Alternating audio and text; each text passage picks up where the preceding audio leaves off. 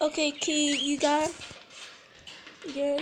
Hey guys, welcome back to the Jawbreakers channel. Today, this is the return of Little Junior. He was sick and his mama abandoned him, so he was put in the pet store for like a couple weeks, and now he's back with us very happily. He looks very different, as in my video. If you guys saw my video, poor baby bird. I did watch that video. I love that video anyway, but yeah.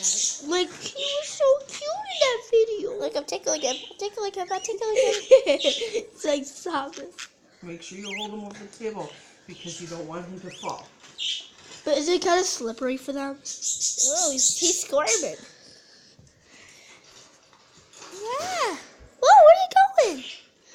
Where are you going? Come back. Oh, no. Yeah. Oh, no. Come back. Oh, does he want to go in this house? He's just looking around. Oh, what's it? Jesus. Oh, that was your arm. This off for him, she said. What is? I mean, I got you here.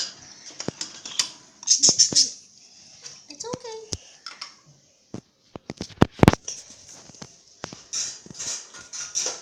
There's your sister.